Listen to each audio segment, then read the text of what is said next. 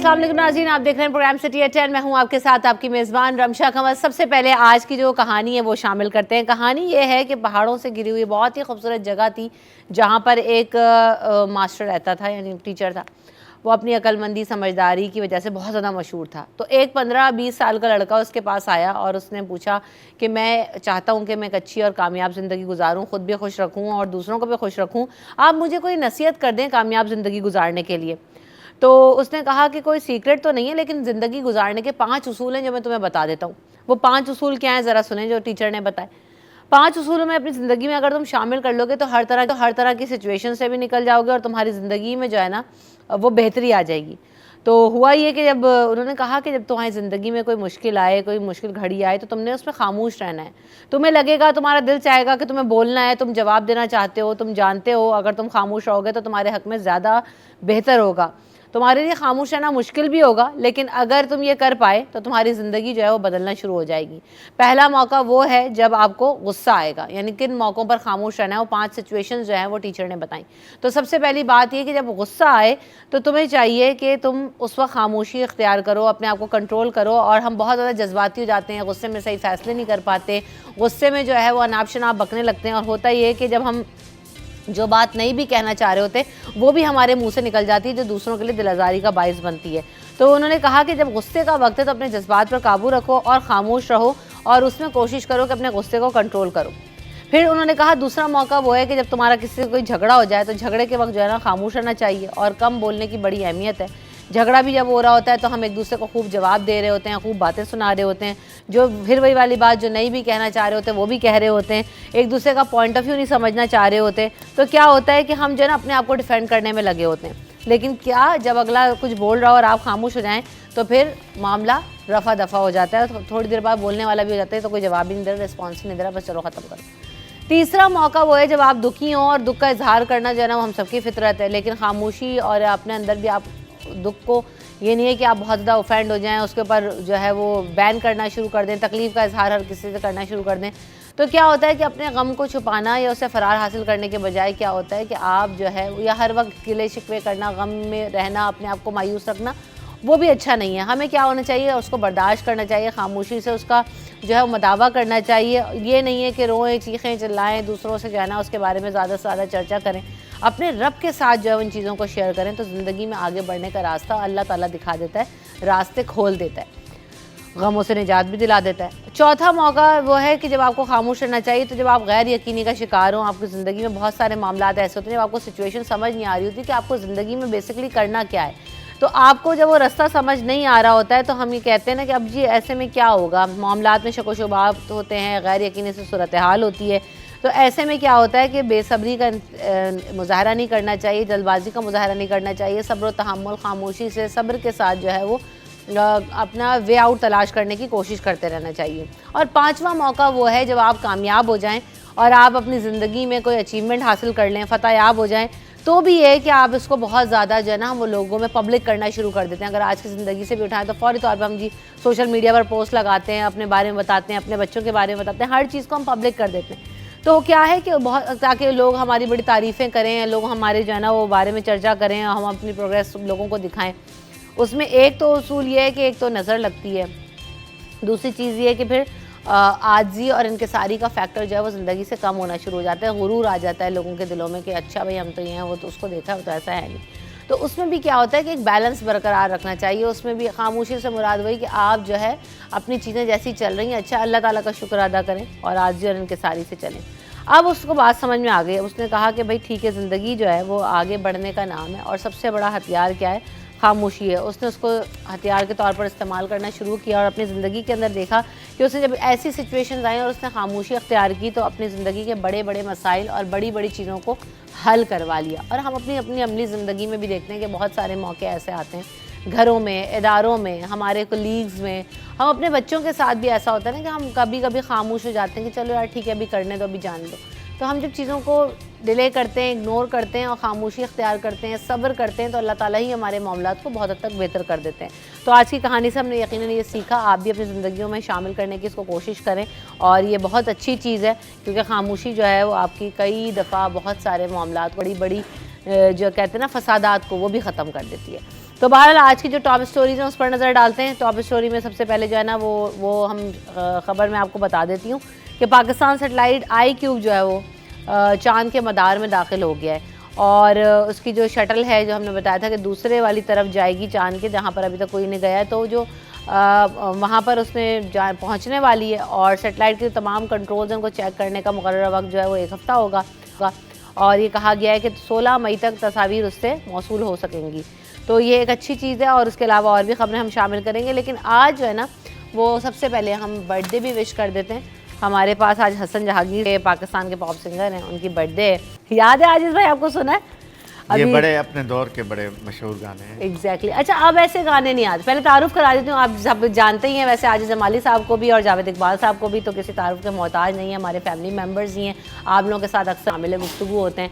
तो आजिज़ भाई ये जो गाने हैं वाकई जावेद भाई को तो इससे पहले के पुराने गाने याद हो गए। ये हसन जहांगीर का दौर, ये पाकिस्तान में वो दौर है जब पॉप सिंगिंग के स्टार्ट का ज़माना है। नाजिया हसन का दौर सबको याद है। नाजिया हसन हमारे मुल्क में पहली पॉप सिंगर थी जिनके गाने बड़े हिट गए, सिर्फ पाकिस्तान में नहीं पूरी दुनिया में हिट गए जहाँ भी उर्दू सुना। उसके बाद फिर ये एक दौर आया, ये हसन जहांगीर, मोहम्मद अली शैकी और ये जो लोग थे, इनका एक दौर था, बड़ा दौर था।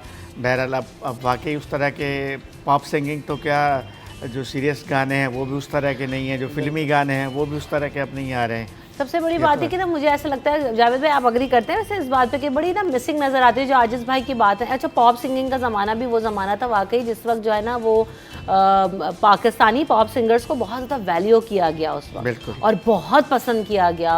जो जिस तरह के गाने जिसमें हसन जहांगीर हैं, जुनैद जमशेद साहब उसके बाद आए बहरहाल फील्ड शो, लेकिन उनके गानों को बड़ा वाइटल साइंस वगैरह है ना। जैसे कि उस वक्त एक दौर था 90s की बात कर रहे हैं आजिज़ भाई, उस वक्त हसन जहांगीर, आलमगीर शेख, मोहम्मद अली शेखी, सलीम जावेद और सबसे बढ़ के सज्जाद अली, तहसीन जावेद, ये लोग जो बड़ा ज़बरदस्त इनके होते थे और गाने में इनकी म्यूज़िक बहुत अच्छी होती थी, शायरी बड़ी अच्छी होती थी। अब मैं खुद कमी महसूस करता हूँ कि इस तरह की, यानी जो सज्जाद अली जैसा कोई गुलकार मुझे नज़र नहीं आ रहा।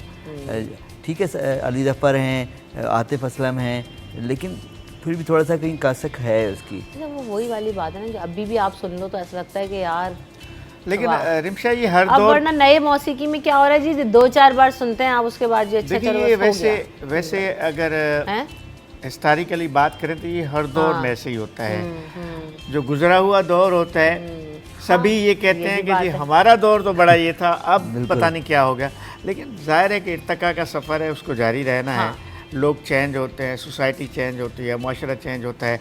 आज जितना सोशल मीडिया का दौर है, जितना आज का यंगस्टर आज के दौर के गानों को पसंद करते हैं, हमें शायद वो ना हो। अब मैं यही कह आजिज़ भाई कि शायद हम थोड़े पुराने हो चुके हैं अब ना, क्योंकि हमें वो वाले दौर के गाने 90s के वो पसंद आ रहे हैं, वो हमें अच्छे लग रहे हैं। अब जो यंगस्टर्स हैं उसमें आपने जैसे अभी बात की कि वो यंग स्टनर्स वगैरह को ज़्यादा सुनना चाहते हैं, जो रैप म्यूज़िक या इस तरह की चीज़ें बना रहे हैं, तो उनका फोकस ज़रा बच्चों का उस तरफ है और वो उसको बहुत ज़्यादा पसंद भी करते हैं। वो एक और होता है ना कैफी खलील वगैरह, इनको बहुत ज़्यादा इस तरह के लिरिक्स और खलील की बात कर रहा था कि लियारी से निकलने वाला एक बच्चा जो बिल्कुल एक यंग लड़का जिसकी कोई बड़ा बैकग्राउंड नहीं है जिसको, लेकिन नौजवानों ने उसको कहाँ तक पहुँचा दिया। बिल्कुल ऐसे ये तो है। तो ये है, हाँ मिजाज बदल गया, हमारे जो बच्चे हैं आगे आने वाले उनको थोड़ा डिफरेंट टाइप ऑफ म्यूजिक पसंद आ रहा है। अच्छा, जो आपने एक कहानी सुनाई उसमें आपने चौथा कुछ बताया था, कोई उसका हिस्सा कि भाई नज़र लग जाती है ज़्यादा पब्लिसिटी करने से, ये सिर्फ मुतवस्सित तबके को और गरीब लोगों को नज़र लगती है, अंबानी जैसी फैमिली को तो बिल्कुल नज़र नहीं लगती,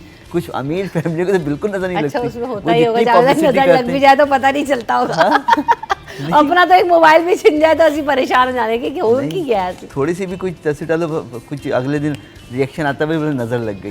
लेकिन बहुत सारी बड़ी फैमिलियों को, अमीर तरीन लोगों को, बिल गेट्स को नज़र नहीं लगती, अंबानी को नज़र नहीं लगती, उनकी कंपनी वंपनी चली जाती होगी, ये होता होगा, शेयर बिक जाते होंगे, होता तो होगा, देखें ज़िंदगी में है। लेकिन हाँ, हम उस चीज़ को शायद अब्जॉर्ब नहीं कर पाते, हमें पता नहीं चलता कि इनके साथ इस तरह हर बंदा अपने चैलेंजेस को निपट रहा होता है ना। कुछ मजहबी मिथ हैं, कुछ वाकई साइकोलॉजिकल मिथ हैं, कुछ का है भी सही, रियलिटीज भी हैं, बिलीव्स पे भी बात है, तो बिलीव्स पे भी।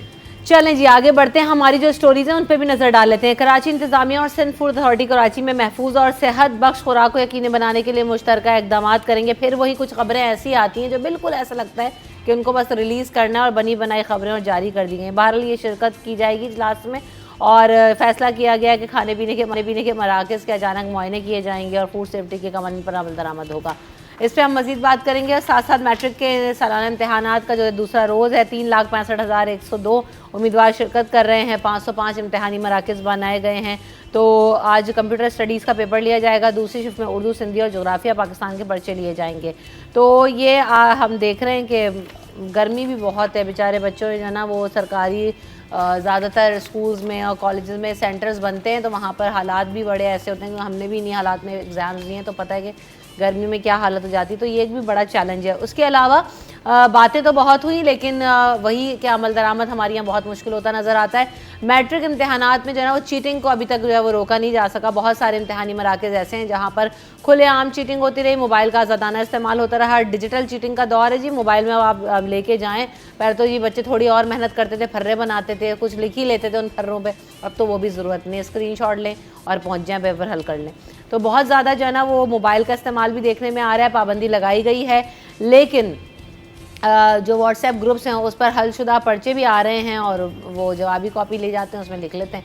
तो ये सब भी चल रहा है। तो इसको रोकथाम के लिए यकीनन नोटिस लिए जाने चाहिए। हुआ भी है कि कंप्यूटर का पर्चा आउट हुआ तो वज़ीर जामियात और बोर्ड मोहम्मद अली मलकानी साहब ने नोटिस लिया और उन्होंने कहा कि पर्चा कैसे आउट हुआ, तहकीकात करवाई जाएंगी और इसका हुक्म जो है वो दे दिया गया है। नकल से बच्चे पास तो जाते हैं लेकिन उनका मुस्तकबिल ख़राब हो जाता है। नकल रोकने के लिए दफ़ा 144 नाफिज है, इस पर अमल कराना हम सबकी जिम्मेदारी है लेकिन अमल दरामद होता हुआ बहुत सारी जगहों पर नज़र नहीं आ रहा। मैं बार बार ये लफ्ज़ इस्तेमाल करी बहुत सारी जगह, क्योंकि हर दौर में हमने देखा है कि हर सेंटर में चीटिंग नहीं होती और कुछ सेंटर्स में चीटिंग होती है लेकिन उनके साथ ज़्यादती हो जाती है जो बच्चे बेचारे पढ़ के पेपर दे रहे होते हैं। इसके अलावा आज जो है ना वो कहाँ में इजलास होना है कमिश्नर कराची की जानिब से। महंगाई का बम है या सुकून का सांस भी कुछ मिलेगा, फैसला आज होने जा रहा है। दूध, चीनी, गोश्त और किराने का सामान जो है उसकी कीमतें तय की जाएंगी। दूध की कीमत में गुज़श्ता रोज़ भी हमने देखा कि इजाफा हुआ लेकिन ये कहा गया था कि रिवर्ट करवाया जाएगा लेकिन वो इजाफा कर दिया गया है। तो आज उनके होल सेलर्स को, रिटेलर्स को भी बुलाया है कमिश्नर कराची साहब ने और उनको नेगोशिएट करवाया जाएगा कि जनाब एक फ़िक्स कीमत है उसके ऊपर जो है वो फ़रोख्त करें। इसके अलावा गोश्त, चिकन और ये जो मटन, बीफ वगैरह सारी कैटेगरीज गोश्त की, इनकी भी जो सरकारी कीमतें हैं वो कम है जबकि मार्केट में महंगे दामों फ़रोख्त हो रहा होता है। तो इनको भी कैसे रेगुलेट कराया जाएगा। आज इन तमाम चीज़ों पर जो है वो क्या कहते हैं मुशावरत की जाएगी। गोश्त की कीमतों के तयन के लिए डायरेक्टर लाइव स्टॉक भी शरीक होंगे। कंज्यूमर एसोसिएशन के चेयरमैन भी आज जो है वो इस इजलास में शिरकत करेंगे। रिटेल मीट मर्चेंट भी इसमें शामिल होंगे। यानी काफ़ी सारी अथॉरिटीज़ को बुलाया गया है। देखना ही है कि आउटकम क्या होगा और किस तरह से करवाया जाएगा। इसके अलावा मेयर कराची बैरिस्टर मुर्तज़ा वहाब ने शहर कराची के मुख्तलिफ इलाकों का दौरा किया जहाँ पर जो तरक्याती मनसूबे चल रहे हैं उनका जायज़ा लिया गया। इंसदाद तजावुज़ात मुहिम का जो है वो आगाज़ कर दिया गया था तो उसका भी जायज़ा लिया है कि किस तरह से मुहिम जारी और कहाँ कहाँ से तजावुज़ात हटाए जा रहे हैं। इस वक्त बड़े सीरियस नज़र आ रहे हैं तजावुज़ात को लेकर शहर भर में मुर्तज़ा वहाब साहब और सड़कों पर भी नज़र आ रहे हैं। वक्त की ज़रूरत ये है कि जहाँ से तजावुज़ात हटाई जाएँ वहाँ पर भी ज़रा जाके दोबारा चेक करें कि वो हैं भी कि नहीं है। ये हमारा एक शहर का बड़ा अलमिया है। इंफ्रास्ट्रक्चर को बेहतर करना है। सड़कों, सेवरेज, स्ट्रीट लाइट्स, पुल्स, फ्लाईओवर्स वगैरह के जो मंसूबे हैं उनको जल्द अज जल्द मुकम्मल किया जाए और मानसून के जो है सीज़न से पहले निकासी आब के अमल को यकीनी बनाया जाए, बेहतर किया जाए सारी सूरत हाल को। ऐसा कहना है मुर्तज़ा वहाब साहब का। इसके अलावा कराची में हब कनाल से इजाफी पानी लाने का मंसूबा मंजूर हो गया। तो क्या कराची वालों को पानी मिलने जा रहा है, कितना पानी मिलेगा, कब कब पानी आएगा, पानी की शॉर्टेज को कैसे किया जाएगा कंट्रोल, इन तमाम चीज़ों पर भी हम बात करेंगे। इसके अलावा जो दवाएं हैं वो इंतहाई नायाब हो गई हैं, ख़ासतौर पर इंसुलिन इंजेक्शंस और इनहेलर। उसकी जो कीमतें हैं वो 300% तक भी बढ़ गई हैं शॉर्टेज होने के बायस। तो ये मसनूई जो किल्लत है वो पैदा की जा रही है। मेडिसिन मार्केट एसोसिएशन का तो ऐसा कहना है। तो क्यों हो रही है, इन तमाम चीज़ों को भी हम जानने की कोशिश करेंगे और साथ साथ स्क्वाश चैम्पियनशिप के हवाले से भी। तो सबसे पहले जी इंस्टेंट फूड अथॉरिटी का इजलास हुआ है। ये फिर वही जारी करदा खबरें हैं क्या हैं जावेद भाई? इजलास हुआ है ठीक है, लेकिन उस पर अमल दरामद होनी चाहिए। चीज़ें जो छापे मारे जाएंगे और तय ये होती होगा। हैं, बहुत सारा काम करने की ज़रूरत है कि एक्सपायर्ड चीज़ें भी मार्केट में फ़रोख्त हो रही होती हैं या गैर मेयारी भी चीज़ें होती हैं और चीज़ों की कीमत भी कहीं कहीं बहुत ज़्यादा होती है। कोई उसकी मेरे ख्याल मॉनिटरिंग सही से नहीं होती। जहाँ जहाँ इनको मुझे लगता है कि कहीं से पैसे नहीं आ रहे होते वहाँ जाके छापे मार रहे होते हैं कि चलो हमारा हिस्सा दे दिया करो हमें। मुझे तो ये लगता है मेरा इस पर, क्योंकि सिस्टम जो आप देख रहे हैं ना हर जगह ये नज़र आता है कि कहीं ना कहीं शामिल हैं ये वो ख़राबियों में। हमारे मुख्तलिफ इदारे अगर अच्छा काम कर रहे हो तो चीज़ें बेहतर हो रही होती, चीज़ें ख़राब नहीं हो रही होती। वही का वही हाल है। हाँ, अब आजिज़ भाई भी देखते हो तो सिंध गवर्नमेंट की अच्छा ज़्यादा आजिज़ रिपोर्टिंग भाई, करते एक और चीज़ इसमें ऐड कर लीजिएगा, ये जो मुर्दा मुर्गियों की फ़रोख्त का मामला है, अभी पिछले दिनों फिर इतना ज़्यादा इसको हाइप मिली, उस पर क्या किया फूड अथॉरिटी ने और क्या करना चाह रहे हैं? इजलास होने से क्या इम्पैक्ट आएगा, इस पर आप कमेंट कीजिएगा, लेकिन आफ्टर दिस ब्रेक उसके बाद बात करेंगे।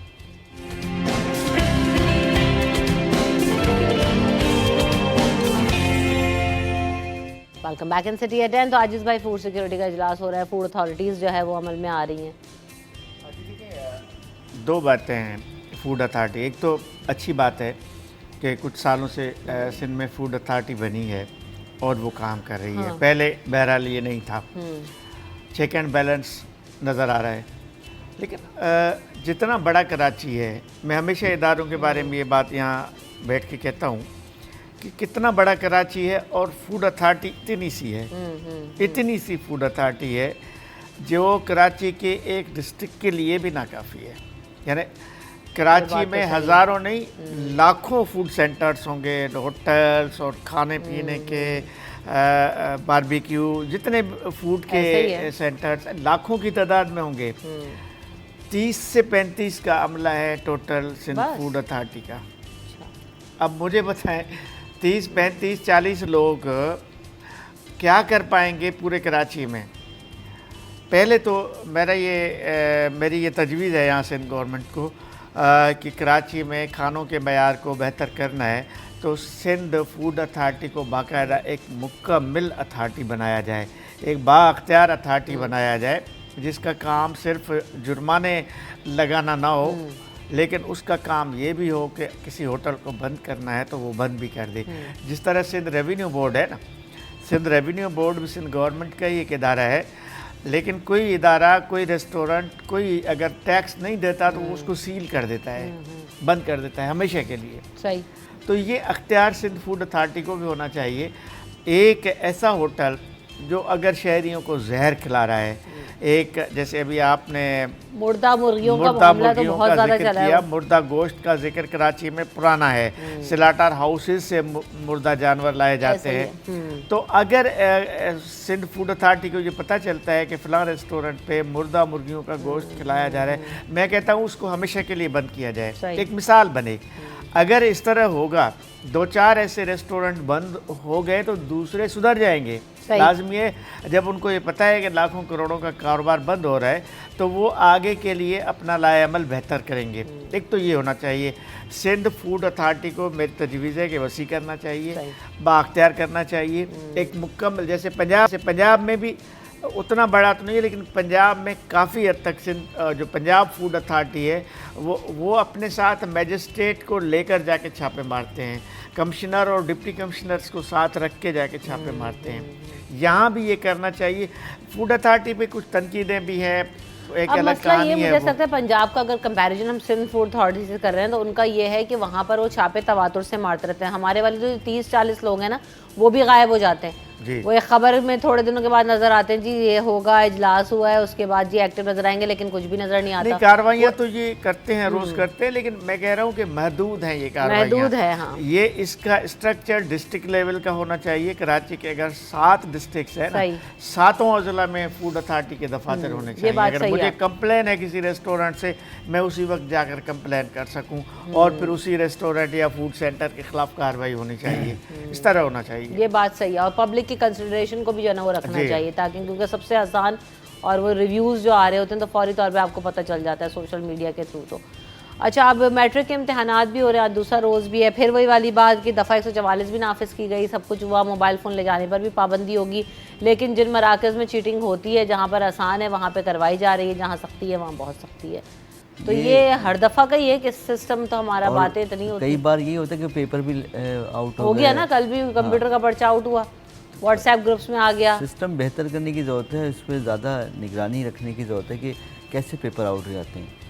पेपर लीक करने वाले अपने ही लोग होते हैं ना, अमला ही मुलविस होता है ना इसमें, अमले के मुलविस के बगैर तो ये सब नहीं हो सकता। और निगरानी ज़्यादा, जैसे पहले विजिलेंस टीम होती थी, वो मुख्तलिफ सेंटर पर जाके चेक करती थी किस तरह से अमल जारी है इम्तिहानी, अमल जो है वो बेहतर होता था, और बाकायदा मीडिया को भी इजाज़त होती है। कई जगह होता है मीडिया को रोक देते हैं, ये भी एक मुश्किल है, लेकिन बेहतर करने की ज़रूरत है चीज़ों को। जब तक बेहतर नहीं करेंगे तो इस तरह चीज़ें ख़राब जाएंगी। ख़ासकर देखें, ये हमारा जो इब्तदाई तालीम के मराकज़ हैं, इस पे तो बेहतर होने चाहिए ज़्यादा, क्योंकि अगर आप नकल की छूट दे देंगे या उनमें मदद सहूलतकार बनेंगे, और उनको कुछ होता है सेंटर में कि वहाँ कुछ बासर लोगों के लिए रियायत दे दी जाती है, फिर उसकी वजह से दूसरों को भी देनी पड़ती है आपको, दूसरे जो बच्चे हैं। तो ये किसी के लिए भी रियायत नहीं होनी चाहिए इम्तिहानात के दौरान ख़ास तौर पे, क्योंकि आप ये करेंगे तो अपने बच्चों के मुस्तकबिल से खेल रहे हैं, तो और उसका हक भी मार रहे हैं जो पढ़ के आ रहा है, जो बड़ी मेहनत करता है साल भर,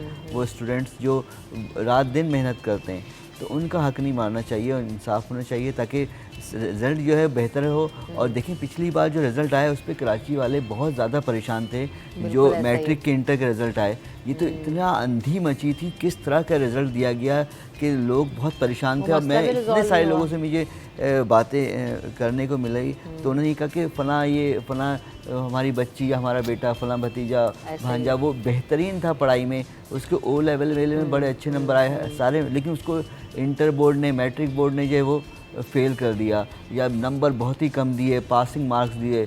80% 90% लेने वाले बच्चे को अब 33% से पासिंग मार्क्स दे रहे हैं, और बहुत सारे को फेल भी किया। यही इंटर बोर्ड में, मैट्रिक बोर्ड में ये पिछली बार पहली बार हुआ, ये कभी नहीं हुआ था। तो इनको इस चीज़ को ज़रा बेहतर करने की ज़रूरत है। ऐसा ना हो कि लोगों की शिकायत इतनी ज़्यादा आ जाए। अब बहुत ज़्यादा शिकायत थी, और उसमें ये था, मैं जो एजुकेशन रिपोर्टर से मेरी कई बार बात हुई, मुख्तलिफ इदारों के लोगों से बात करें, आप शिकायत करते हैं तो सिर्फ आपके वो नंबर चेक करेंगे कि काउंटिंग में आपके नंबर ठीक हुए, कॉपी रीचेक नहीं होगी, नंबर चेक होंगे कि आपको जो नंबर मिले हैं वो सही हैं कि नहीं। वो तो चेक करेंगे, जो चेक करने वाला, वो एक बहुत लंबा प्रोसेस होता है। आपने अगर किसी के बच्चे के साथ इस तरह अपनी जानबूझ के दानिस्ता या गैर दानिस्ता तौर पर आपने कर दिया, तो उस बच्चे के तो मुस्तकबिल से खेल गए ना। वो बच्चे तो घर वालों से, मिडिल क्लास के, क्योंकि उनके पास टाइम बहुत कम होता है, उनको अपने बच्चों के पास, तो वालिदैन का इतना प्रेशर होता है कि इस तरह बच्चे बहुत ज़्यादा कोई जज्बाती, कोई इंतहाई कदम उठा लें वालिदैन की डांट डपट सुन के, उनका गुस्सा देख के, तो ये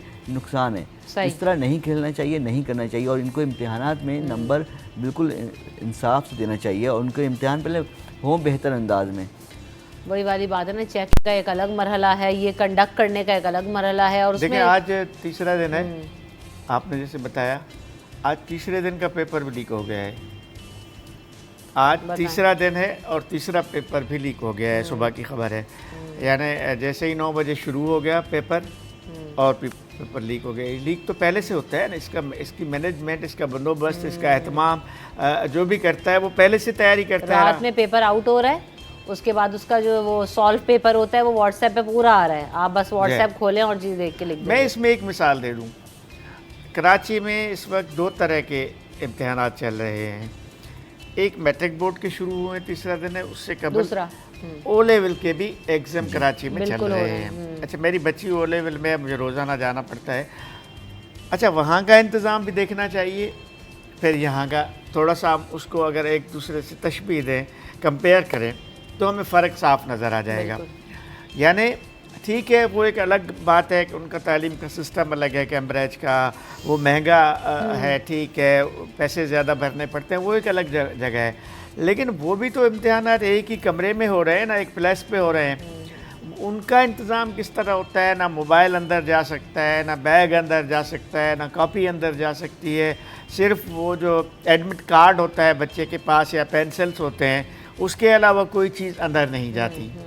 और वो सारी, उन्होंने क्या किया हुआ है, हर रूम के बाहर उन्होंने एक प्लेस बनाई है, वहाँ एक बंदा या बंदी मौजूद है, सारे बच्चों से बैग, उनका सामान वगैरह लेके वो रख लेते हैं। वो भले उसमें मोबाइल फ़ोन ही क्यों ना हो, मोबाइल फ़ोन समेत वो पूरा सामान उनका वहाँ पड़ा हुआ है। कमरे के अंदर कोई चीज़ नहीं जाएगी। बच्चा अपना पेपर दे के जब बाहर आता है, आके अपना बैग उठा के चला जाता है। तो एक इंतज़ाम है ना, उसमें उन्होंने ज़्यादा लोग लगाए हैं। ज़ाहिर है वो पैसे ले रहे हैं, इसलिए उनका इंतज़ाम अच्छा, लेकिन इससे सबक तो हासिल किया जा सकता है, इससे मिसाल तो ली जा सकती है कि अगर ये काम ओ लेवल या ए लेवल के एग्ज़ाम में हो सकता है, तो मैट्रिक बोर्ड या इंटर बोर्ड के एग्ज़ाम में यही काम क्यों नहीं हो सकता? ये सख्ती क्यों नहीं हो सकती? कमरे के बाहर बैग क्यों नहीं रखे जा सकते? मोबाइल फ़ोन क्यों चेक नहीं किए जा सकते? ये सब कुछ हो सकता है। यहाँ पर मसला वही आ जाता है आजिज़ भाई कि बदयांती वाला फैक्टर है। देखें बदयांती क्यों है, मैं कह रही हूँ कि जब पेपर आउट हो रहा है तो आपके अपने लोग आउट करें, कोई स्टूडेंट कोई और करवाने वाले चीटिंग, या अब किसी तलबा तंजीमें या फैसिलिटेशन के लिए शहरी तंजीमें, कोई इसका कोई रोल नहीं। पेपर आउट होता है तो आपके अपने लोगों के थ्रू होता है, आप वो पैसे लेके कर रहे हैं, बदयांती से कर रहे हैं, जैसे भी कर रहे हैं, तो इसमें एक बड़ा रोल है। दूसरी बात ही कि इतने मास लेवल पे जना एग्ज़ाम हो रहा होता है तो उनको कंडक्ट कराने का तरीका सिर्फ यही है जो आजिज़ भाई भी बात कह रहे हैं कि कोई इतना बड़ा मसला नहीं है कि अगर आप बैग्स वगैरह मोबाइल्स वगैरह बाहर जमा करा दें, थोड़ी सी रिस्पॉन्सिबिलिटी ले लें कि भाई आप वहाँ से कहीं नहीं जाएंगी चीज़ें, तो ये हो सकता है। लेकिन वही है कि कुछ सेंटर्स में तो हो रहा होता है, बहुत सख्ती होती है, और कुछ में बिल्कुल ही सख्ती नहीं हो रही होती। तो सफ़र वही कर रहे होते हैं जो पढ़ रहे होते हैं। हम यहाँ पे ब्रेक ले लेंगे, ब्रेक के बाद हाजिर होंगे।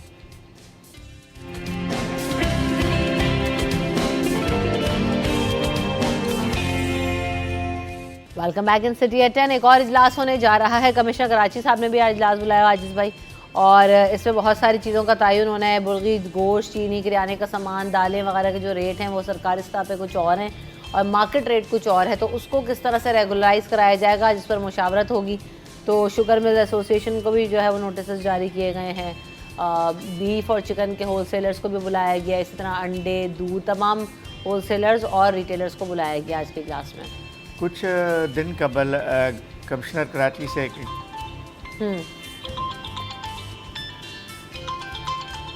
एक गपशप हुई थी जिसमें इन चीज़ों पे बात हुई थी। उसमें उनका जो कहना था कमिश्नर साहब का, वो ये था कि जो रेट्स होते हैं उनका मैकेनिज़्म तो है, लेकिन उसको हम इम्प्लीमेंट भी करते हैं।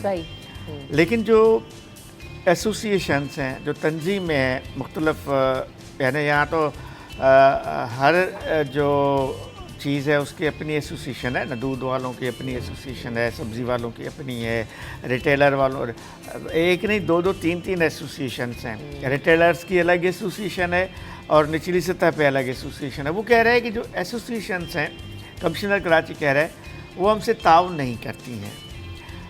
वो कहता है जो जब हमारे साथ मीटिंग में वो लोग बैठते हैं, एसोसिएशन के नुमाइंदे, तो एक रेट तय करते हैं, रेट तय करके चले जाते हैं। उस वक्त सभी बोलते हैं ठीक है, बिल्कुल इस पे अमल होगा। वहाँ से निकल के जब आपसे यानी मीडिया से आके बात करते हैं तो वो बात ही दूसरी करते हैं, वो बोलते हैं नहीं हम तो इस पे अमल ही नहीं करेंगे।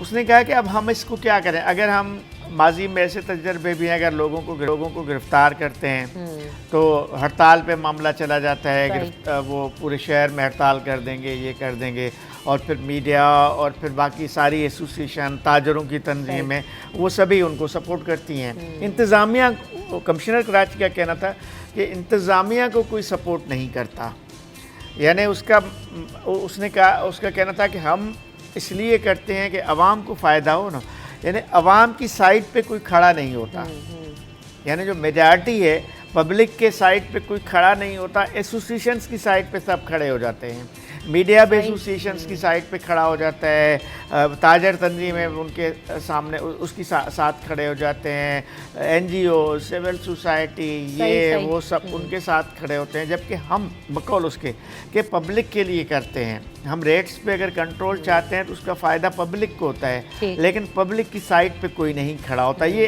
एक ऑफ द रिकॉर्ड उनकी एक बात थी जो मैंने आपसे शेयर की। लेकिन कहने की बात ये है कि इन मीटिंग्स का फ़ायदा क्या होता है, आया कोई फ़ायदा होता है या नहीं होता है। अगर फ़ायदा होता है तो आप करें भाई मीटिंग्स, अगर नहीं होता है तो फिर कार्रवाइयाँ करें। लेकिन आज की मीटिंग में ये जो ऐलान है उसके मुताबिक कमिश्नर कराची ने कहा है कि वो सारे कोई 100 से ज़्यादा आइटम्स हैं, उन सब के रेट्स को रिवाइज़ करेंगे जी। यानी अगर दूध की कीमत रिटेलर में 200 रुपये है तो आया 200 होना चाहिए, कम होना चाहिए, ज़्यादा होना चाहिए, 220 पे पहुँच गई। हाँ, तो इस तरह मतलब उसका कहना था कि इस तरह तमाम चीज़ों के रेट्स जो हैं हम उनको रिवाइज करेंगे, यानी नई जो है एक फहरिस्त तरतीब लेंगे। अब देखना ये कि आया ये होता भी है या नहीं होता है, इस पर अमल होता है या नहीं होता। सबसे अहम बात है, अवाम तो कहता है ठीक है अवाम की साइड पे कोई खड़ा हो ना खड़ा हो, लेकिन अवाम को रिलीफ तो चाहिए। अच्छा, सबसे बड़ी बात ही कि अभी तो ये इजलास होगा, सारी चीज़ें होंगी, लेकिन पहले भी जो ऑलरेडी सेट रेट है उस पर कुछ नहीं मिलता है। चिकन का रेट कुछ और है सरकारी सतह पर, अंडे दूध और मिल्क कुछ और है मार्केट में। अभी जैसे आजीज भाई कह रहे हैं ना, रिवाइज करेंगे, नज़रसानी करेंगे जो नर्ख हैं जो हालिया। रिवाइज का मतलब ये है कि वो बढ़ाएंगे, इम्पॉसिबल है किसी चीज़ का रेट कम होगा। अभी तो कह रहे हैं कि कम करेंगे, मुझे नहीं लगता किसी चीज़ की रेट कम होगा। यहाँ जो रेट है अभी उससे ज़्यादा में फ़रोख्त रही चीज़ आप मज़ीद कम करेंगे। आप पहले उस पर तो ले आएँ जो आपने एक रेट मुकर्रर किया हुआ है अपने सरकारी तौर पे, उस पर तो कीमत तो आपका रेट है ही नहीं। आप कोई बात अपनी मतलब कम करने से मुराद उसी पे ला भले लेगा। आपके पास पूरी सरकारी मशीनरी है, लेकिन आप कुछ नहीं मनवा नहीं पा रहे, क्योंकि आपकी तवज्जो वो नहीं जो आपका काम है, जो आपको काम दिया गया आप वो करते ही नहीं। आप सिर्फ अपने ठंडे कमरों में बैठे रहते हैं, इजलास के बहाने टाइम पास करते रहते हैं और कुछ नहीं करते। कर रहे होते तो अमल दरामद तो नज़र आता है ना, चीज़ नज़र आती होती भी। लेकिन रिवाइज़ में जो मैं समझ रहा हूँ, जो मैं देखा है इतने अरसे में, तो वो यही होता है रिवाइज़ का मतलब कि रेट बढ़ेंगे अब, और सरकारी तौर पर बढ़ेंगे। जो इनके पहले कंट्रोल में नहीं है वो उसको सरकारी तौर पर बढ़ा देंगे। फिर जब वो रेट बढ़ेगा तो आम जगह पर उस रेट से भी ज़्यादा में वो कहेंगे अब तो ये सरकारी रेट तो ये है, इससे ज़्यादा हम बेचेंगे, क्योंकि अभी वो सरकारी रेट पे नहीं बेच रहे।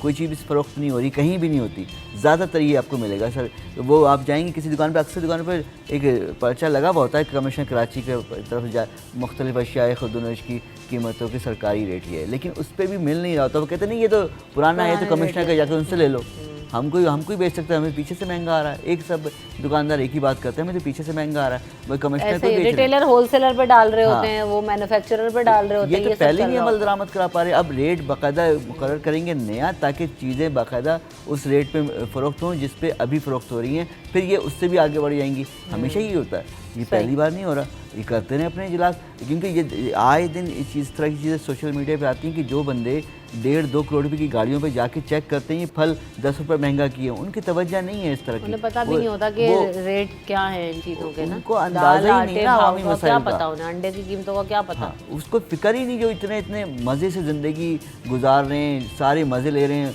सरकारी नौकरी के जो अफसरशाही के जो सारी रायतें मिल रहे हैं, मराहत ले रहे मिल रही हैं, तो वो उनकी तवज्जो नहीं है। आखिर उनकी तवज्जो अवामी मसाइल पर होती है, तो वो सादगी से अपनी लाइफ स्टाइल गुजारें, सरकारी जो नौकरी सादगी से करेंगे, नज़र आएगा सादगी। ये ठंडे कमरों में बैठने से तवज्जो नहीं रहेगी उनकी। सही बात है, जो आम आदमी कितनी मुश्किल से जाना वो अपनी सब्जी रोटी दाल रोटी कर रहा है, ये उनको इस चीज़ का अंदाज़ा भी नहीं, क्योंकि इस कदर महंगाई बढ़ती जा रही है। बाहर कीमतों का तयन आज देखते हैं कम होता है क्या होता है, या जो तयशुदा कीमतें हैं उस पर ही मिल जाए तो मैं तो कहूँ तब भी बहुत बेहतर है, क्योंकि सरकारी रेट कुछ और हैं और मार्केट में रेट्स के मुताबिक कुछ और ही चीज़ें मिल रही होती हैं। इसके अलावा मेयर कराची बैरिस्टर मुर्तज़ा वहाब साहब ने शहर के मुख्तलिफ इलाकों का दौरा किया और तरक्याती मनसूबों का जायज़ा लिया, इंसदादी तजावुज़ात मुहिम का भी जो है ना वो जायज़ा लिया है, और ये कहते हैं इंफ्रास्ट्रक्चर आवाम की सहूलियात को बेहतर बनाएंगे। आजिज़ भाई देखिए, हुकूमती काम है, काम तो उनको भी करना है। देखें ना, बातें तो उनको भी करनी है, बैठना भी है, कुछ ना कुछ एक्टिविटी करनी है, लेकिन असल में कराची का इंफ्रास्ट्रक्चर तो इस वक्त कोई अच्छा नज़र नहीं आ रहा। जिस भी सेक्टर में बात करें, रोड सेक्टर पे बात करें, पानी के सेक्टर पे बात करें, बिजली के सेक्टर पे बात करें, रिहायशी सेक्टर पे बात करें, कच्ची आबादियों पर हम बात करें, जिस पे भी बात करें, कोई इंफ्रास्ट्रक्चर अच्छा तो नज़र नहीं आ रहा। रोड की बात करेंगे, हर जगह पे तबाह है रोड, मतलब शायरा फैसल ही एक नज़र आती है, उसके अलावा बाकी जितनी भी शायरा हैं, सड़कें हैं, सभी तबाह नज़र आ रहे हैं। तो इंफ्रास्ट्रक्चर की बात ये कर तो रहे हैं, लेकिन असल कराची में इस वक्त जो सिंध हुकूमत कह रही है, अब मेयर की मैं बात नहीं कर रहा, सिंध हुकूमत कह रही है कि यहाँ पे अरबों रुपए इंफ्रास्ट्रक्चर को चाहिए, उतना हमारे पास बजट ही नहीं है। इतना तो बजट ही नहीं है जितना इंफ्रास्ट्रक्चर को पैसे चाहिए। 30 सालों का तो था, उसमें थोड़ा थोड़ा लगाया होता तो आज कहाँ से कहाँ होता है। लेकिन भाई जो बजट आता है वो कहाँ जाता है? इसमें सवाल तो ये है ना, हर साल स्कीम्स के लिए एक बजट मंजूर होता है ना, हर साल होता है। अब जून में बजट आने वाला है, ज़ाहिर है कि सिंध का कोई 250-300 अरब रुपए का जो बजट है, उस बजट में से इन सारी से तो रखे जाते हैं ना, ऐसा ही है। वो कहाँ जाते हैं? क्योंकि ये इंफ्रास्ट्रक्चर तो जहाँ पे है वहाँ पे है। मेयर साहब ने बात की है हब कैनाल से पानी लाने का, वो एक अच्छी तजवीज़ है। ये एक पुरानी तजवीज़ थी, पहले भी हब कैनाल से कराची को पानी सप्लाई होता है, लेकिन वो बकौल इनके और सच भी है कि वो पूरा कैनाल डिस्टर्ब हो गया है, ख़त्म हो गया है। ये कह रहे हैं कि अब हब से लेके कराची तक एक नया कैनाल बनाएंगे, उसके ज़रिए कोई 100 मिलियन गैलन पानी कराची को एक्स्ट्रा बात हुई है कि बरसाती नालों की सफाई, कैनाल की सफाई, ये तब होगा तभी इनसे पानी की लाइनें ख़राब होने की वजह से जो है ना पानी की इतनी ज़्यादा शॉर्टेज है, गैस की लाइनें ख़राब होने की वजह से गैस की कितनी ज़्यादा शॉर्टेज है। तो इंफ्रास्ट्रक्चर के साथ साथ यूटिलिटीज़ और इन लाइन की मेंटेनेंस भी जो है ना वो बहुत ज़्यादा मैटर करती है शहर कराची के मसाइल को हल करने के लिए। वक्त मेरे पास ख़त्म हो गया। Thank you so much Javed Iqbal साहब और आजिज़ जमाली साहब, आप दोनों की आमद और वक्त का बहुत शुक्रिया। वक्फे की तरफ बढ़ेंगे, वक्फे के बाद हाजिर होंगे अगले सेगमेंट में।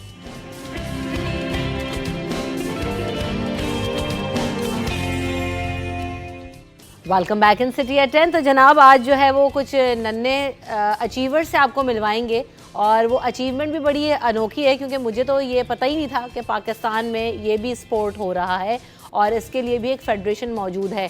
तो I am lucky to have this seat here, क्योंकि यहाँ पे बहुत सारी चीज़ें जहाँ पर आप जान रहे होते हैं और सीख रहे होते हैं, तो मैं भी यहाँ इस प्लेटफॉर्म से और अपनी टीम से बहुत कुछ सीख रही होती हूँ और अपनी ज़िंदगी में अपग्रेड कर रही होती हूँ। साथ साथ पता जी ये चला है कि पाकिस्तान स्किपिंग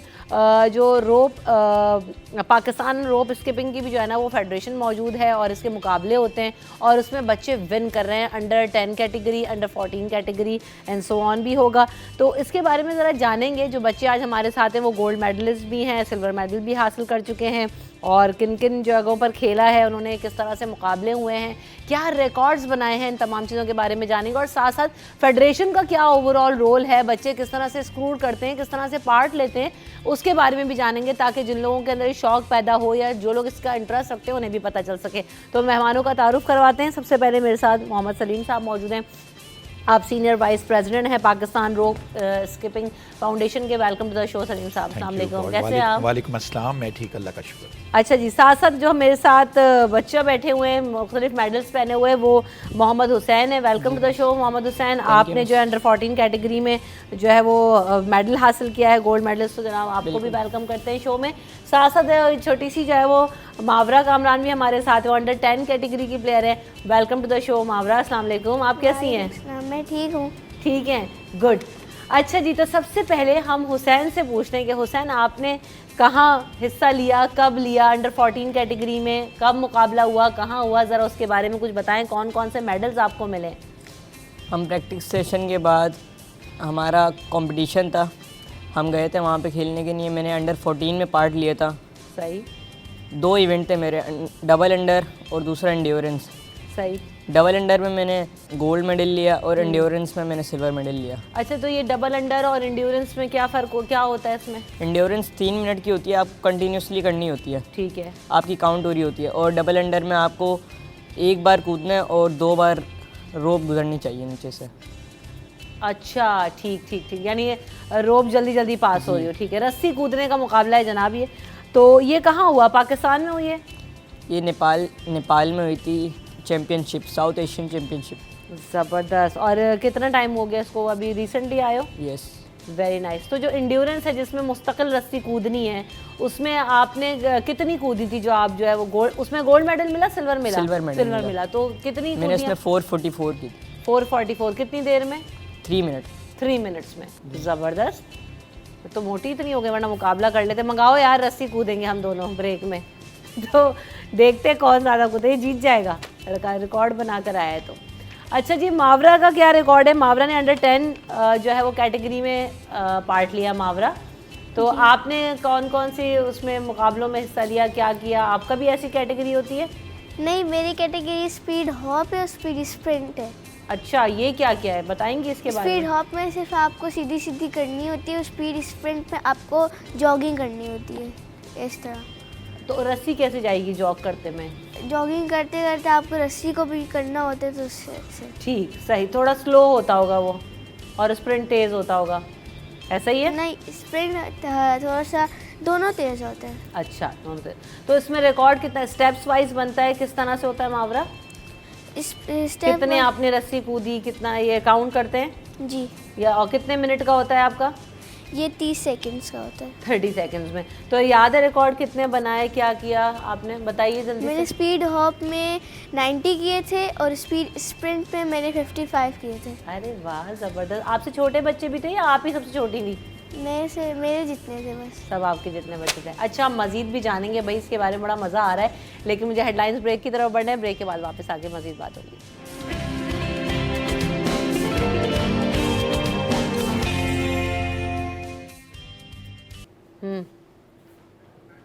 तो welcome back in the show. Varisha हमारे साथ मौजूद हैं और वरीशा ने भी जो है वो कौन सी कैटेगरी में जीता है मैं भूल गई, वरीशा को देख अंडर 14 कैटेगरी में, और जो है फ्री स्टाइल में भी जो है ना उन्होंने पार्ट लिया। ये अलग अलग जो है कैटेगरीज हैं, तो वरीशा से मज़ीद भी पूछेंगे, लेकिन साथ साथ पहले देखते हैं ये फ्री स्टाइल है क्या। तो Varisha, welcome to the show, और ज़रा बताइए फ्री स्टाइल स्किपिंग क्या होती है? एक मिनट, माइक इधर आना पड़ेगा बाबू, आप इधर आइए। सबसे पहले तो बताएंगे अस्सलाम वालेकुम, welcome to the show. Varisha, ये फ्री स्टाइल स्किपिंग में क्या करते हैं? फ्री स्टाइल में डिफरेंट स्टाइल्स करते हैं, जैसे TJ, speed sprint, speed hop, cake और क्रॉस, ऐसे सब। हमें तो कुछ भी समझ नहीं आ रहा, हमें देख के ही समझ आएगा, तो आप पहले बताओ फिर हम मज़ीद बात करेंगे, ठीक है? तो चलें करके दिखाएं सबसे पहले तो। चलें, हाँ, ठीक है।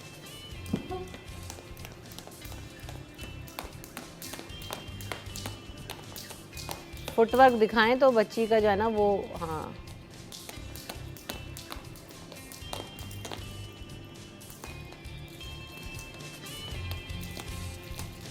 कितने सारे स्टाइल्स हैं।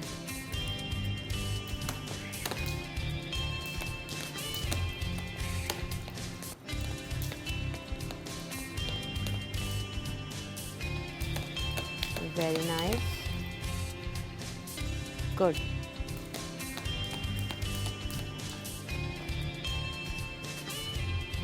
ज़बरदस्त। तो ये वरीशा ने जो है वो जो स्टाइल्स कर रही हैं, इनको किस अलग अलग स्टाइल्स में ट्रेनिंग्स होती हैं, किस तरह से होता है? होती है, और 1 मिनट के अंदर वरीशा आप इसके साथ बैठ सकते हो। तकरीबन जो है वो 12-13 जो डिफरेंट स्टाइल्स है उसके अंदर आपने कंप्लीट करना होगा। सही। तो उसमें जो स्टाइल ज़्यादा करेगा, इंडिया का सिर्फ एक स्टाइल इससे ज़्यादा था, तो इस वजह से ये सेकंड आ गई। अगर ये उसको कर देती तो ये भी गोल्ड के साथ आती यहाँ पर। ओह ज़बरदस्त। लेकिन ये वरीशा, आपने ये इतने सारे स्टाइल्स कहाँ से सीखे, इसको कहाँ से प्रैक्टिस कर रही थी? बेटा ये वरीशा को माइक दीजिएगा। तुम इधर आ जाओ मेरे पास, आओ इधर आ जाओ। आज नहीं, माइक लगा हुआ है क्या? अच्छा बैठ जाए फिर, आप सही याद दिलाया तुमने, माइक लगा हुआ है। चलें, वरीशा बताइए।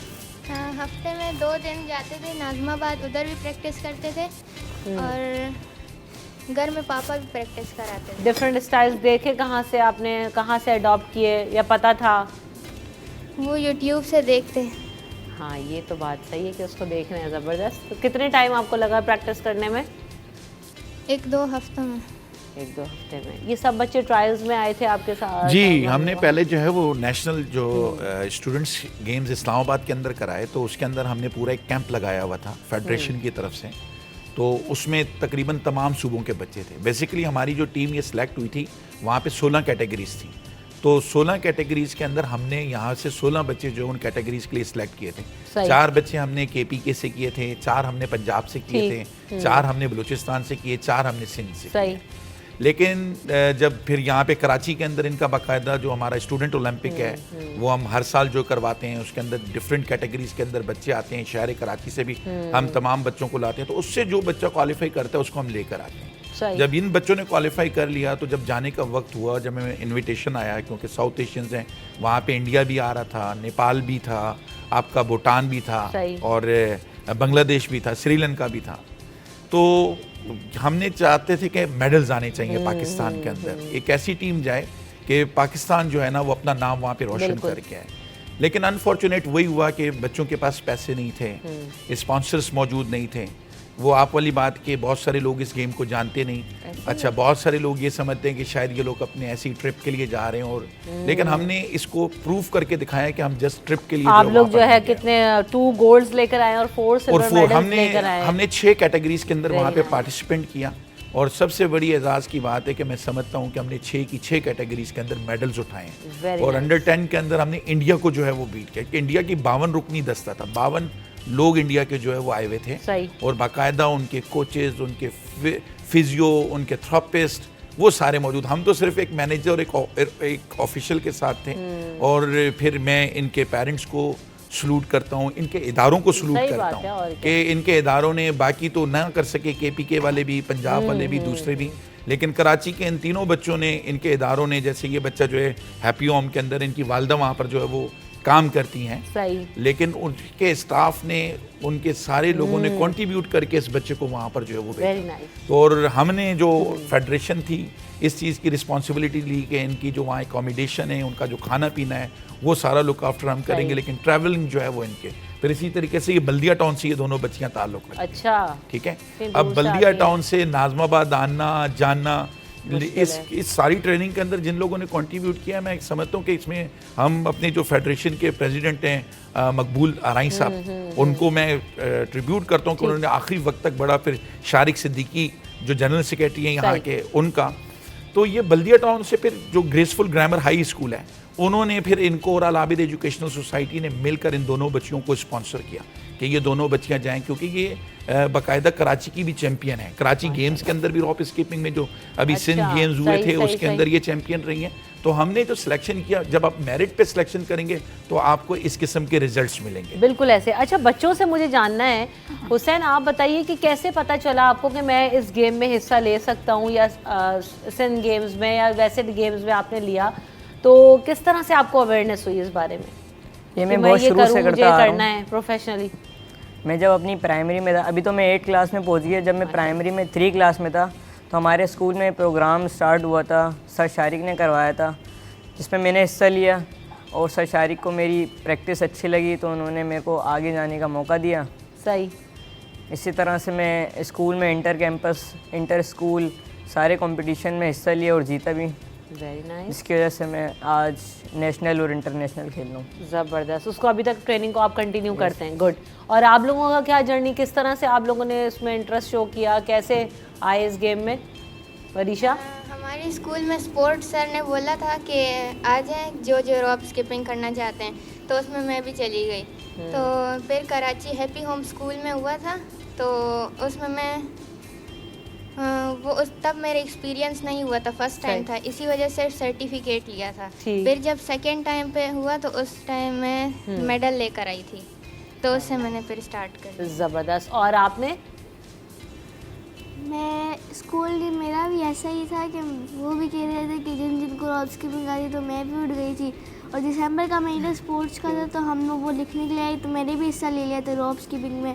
उसके बाद आहिस्ता आहिस्ता करते करते मैं नेशनल इंटरनेशनल। Very nice. तो कितनी देर प्रैक्टिस करती है? रोज़ाना करती हैं या क्या प्रैक्टिस का क्या सेशंस होते हैं आप लोगों के? रोज़ाना करती हूँ। कितनी देर?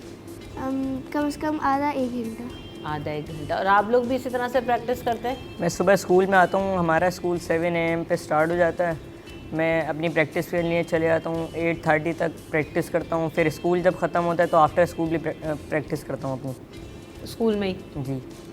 सही। और आप लोग कहाँ करते हैं प्रैक्टिस? घर में। घर में और प्रैक्टिस। जब ब्रेक टाइम होता है तो फिर कभी कभी हम लोग कर लेते, कभी कभी नहीं करते। कोई रोप लाए तो तब कर लेते हैं या फिर नहीं करते। सही। ज़बरदस्त। मावरा के और इनके पेरेंट्स का एक बहुत बड़ा किरदार है, क्योंकि ये हमारी एकेडमी से बहुत दूर रहते हैं। तो जो इसके अंदर एक शख्स का और बड़ा किरदार है मावरा की, उसकी प्रैक्टिस के अंदर नादिर बलूच बॉक्सर हैं पाकिस्तान।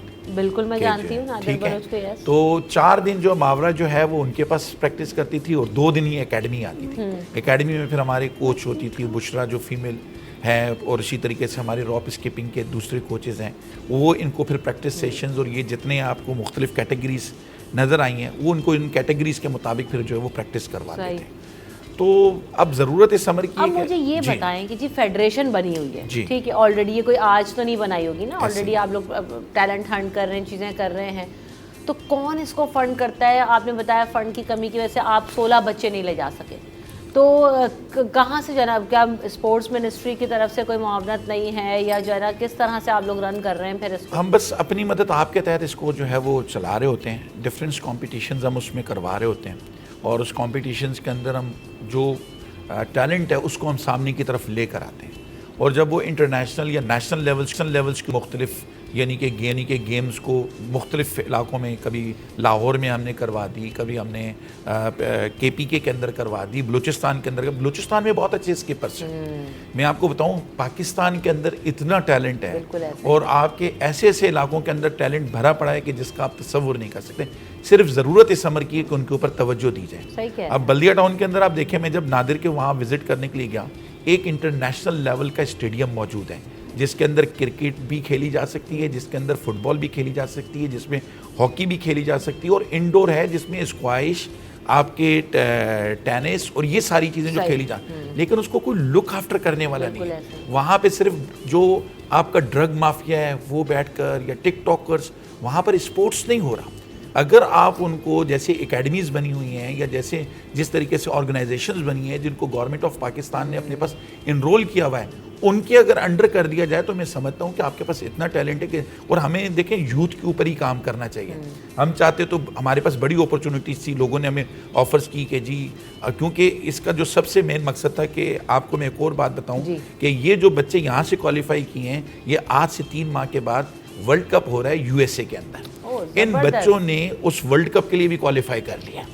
तो अब USA जाने के लिए तो आपको पता है कि लाइन लगी हुई होती है, लेकिन हम चाहते हैं कि ये जो हमें इसके ऊपर हम इतनी ट्रेनिंग करें कि ये अगले 10 साल तक पाकिस्तान का नाम रोशन करें। इंशाल्लाह ज़रूर करें। तो ये हमारी एक कोशिश है कि हम अपनी यूथ के ऊपर, क्योंकि जो कौमें अपनी यूथ पे काम करती हैं, नस्ल पे काम करती हैं, फिर वहाँ पर जो है ना अस्पताल वीरान होते हैं और ग्राउंड जो है वो आबाद होते हैं। लेकिन हमारे यहाँ पे अस्पताल जो है ग्राउंड से दूरी हो चुकी है। हम अपनी यूथ को, क्योंकि यूथ आपके सोशल मीडिया, तो इसमें यूथ मिनिस्ट्री का क्या किरदार है? यूथ मिनिस्ट्री भी एक अलग से मौजूद है जिसके लिए फंड्स होते हैं, उनका काम है ये करवाना।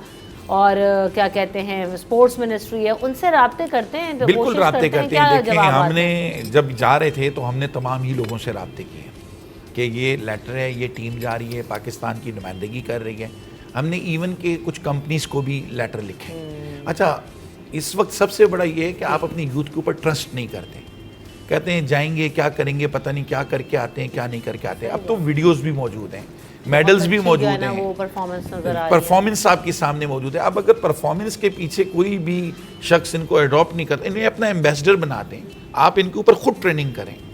लेकिन कम अज़ कम इनके जो आप पेरेंट्स जो है उनकी एजुकेशन की तरफ देखेंगे या कुछ देखेंगे। बात है, और हालात ऐसे नहीं है। जिस तरीके से महंगाई चल रही है, जो कुछ है वो क्या करेंगे? आज ये मेडल्स लेकर आए हैं, इन्हें कोई पूछेगा नहीं, कोई इनकी रहनुमाई नहीं करेगा, कोई इनके आगे बढ़कर इनका हाथ नहीं थामेगा। 2 साल के बाद ये बिल्कुल तारीख उस राह की चले जाएंगे। ये बोलेंगे हमें तो कुछ फ़ायदा नहीं है कि हमने स्पोर्ट्स क्यों खेला, क्यों जीता, क्यों हम मेडल्स लेकर। बिल्कुल ऐसे। अभी जो फुटेज में नज़र आ रहा था, ये वरीशा स्किपिंग कर रही थी ना, तो वरीशा ये कौन सा, ये फ्री स्टाइल था?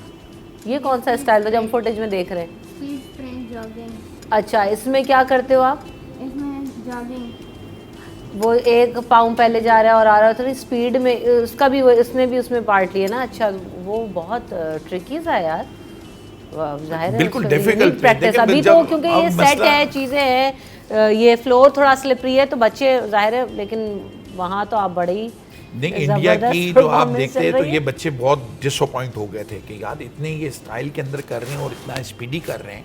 फिर रात को मैंने इनकी मीटिंग की, मैंने कहा देखें 2 हाथ अल्लाह ने उनको दिए हैं, 2 हाथ आपको दिए हैं, पाँव आपको दिए हैं, सारी चीज़ें दी हुई है ना।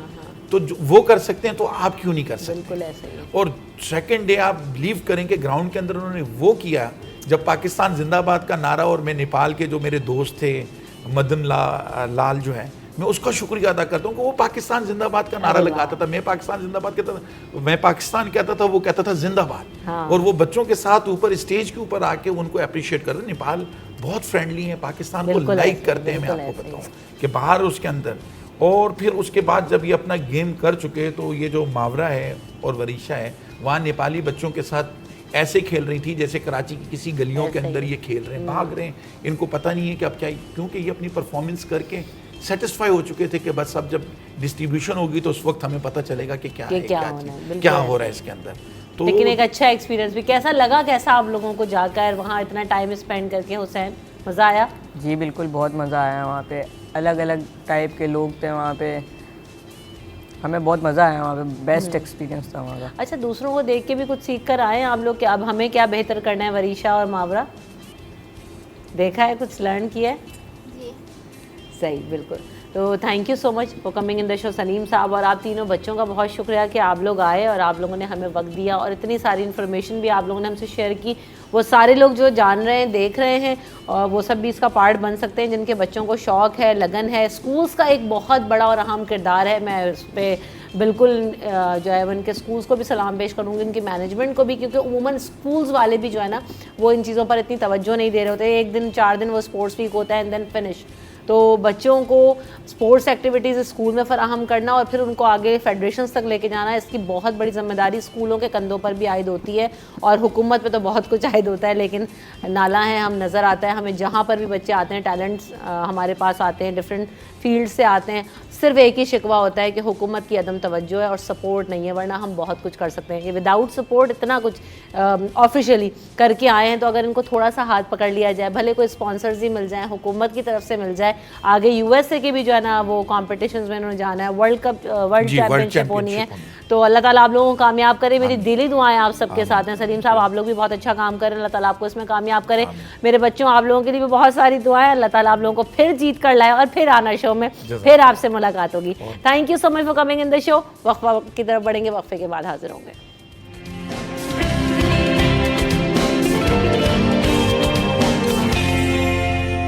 Welcome back in city at 10। तो जनाब, आज वर्ल्ड थैलेसीमिया डे मनाया जा रहा है, और वर्ल्ड थैलेसीमिया डे की जब अगर हम बात करें तो 1994 से इसका आगाज़ हुआ था, और अगर हम पाकिस्तान के ख़ास तौर पे बात करें तो पाकिस्तान में हर साल इस मर्ज़ में मुब्तला बच्चों की जो तादाद है उसमें 10 से 12 हज़ार तक इजाफा हो रहा है, और तकरीबन अगर इस वक्त का डाटा आपसे शेयर किया जाए तो 12 से 14 मिलियन पाकिस्तानी जो है ना वो थैलेसीमिया कैरियर हैं। और थैलेसीमिया क्यों बढ़ रहा है, इसको किस तरह से रोका जा सकता है, इसकी वजूहात क्या हैं, इन तमाम चीज़ों पर हम बात करने के लिए हमने आज मदऊ किया है अपने एक्सपर्ट्स को।